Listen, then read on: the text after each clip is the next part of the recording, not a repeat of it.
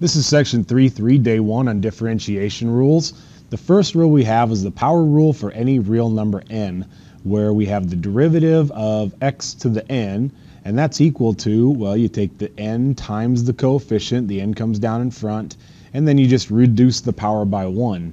So you got it. Here's the best rule in the entire world, the power rule for derivatives. So here's our example. We want to take the derivative of this function, and the derivative, to find the derivative, you take 5 times the coefficient, and then you reduce that 5 by 1. So we have 5x to the 4th. And yes, it is that simple. To take the derivative of the next one, we take 4 times 3. That's going to be 12, and then we reduce the power by 1, which is 3.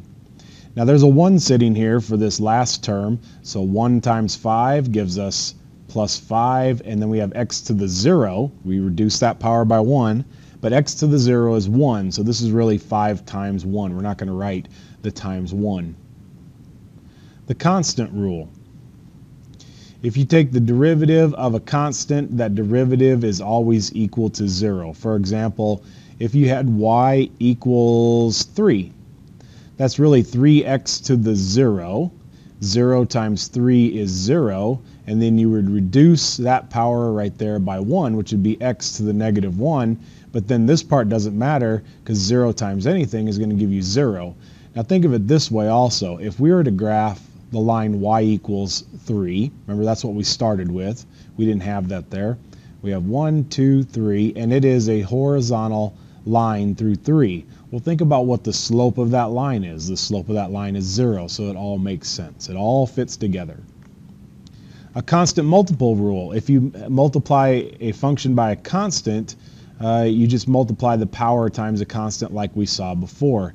And in this case, we just have something like y equals 3x. Well, like we said before, 1 times 3 is 3. We reduce that power by 1, and we just get 3. So that's really not equal. I should have written this.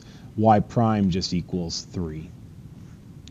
The sum and difference rule. If you want to take the derivative of a function u plus or minus a function v, you just take the derivative of the individuals. Now, what all this line is saying is that if you want to take the derivative of this function, you can take the derivative of each part, just like I did in this example. We have another example, y equals x to the 4th minus 2x squared plus 2. Find the derivative. That's another way to say derivative of y with respect to x.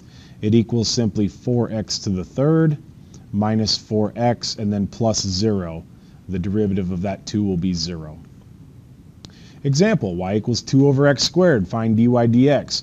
Well, I'm not going to find dy dx right away. I'm going to change this to y equals 2x to the negative 2. We'll bring that up to the numerator and change it to a negative power. Now we can just use the power rule. So we have y prime equals negative 4x to the negative 3. Because remember, we reduce the power by 1 every time. So this becomes negative 4 over x to the 3rd, because we really don't want to leave negative powers. The next example is y equals the square root of x, which we can write as y equals x to the 1/2 power. And in this case, y prime equals, well, we multiply the front by 1/2. So we have 1/2 x, and then we have to minus 1, or minus 2 halves from the power, and that'll be negative 1/2. So that's going to be equal to 1 over 2x to the 1/2, but we started as radicals. We kind of want to end as radicals, so it's 1 over 2 square root of x. We have some notation here. If we want to take the second derivative, the notation is d2y over dx2. That means the second derivative, or 2 little tick marks. Y, that's the second derivative. And then, of course, the third derivative is d3y over dx3, and that's y, that would be the third derivative also.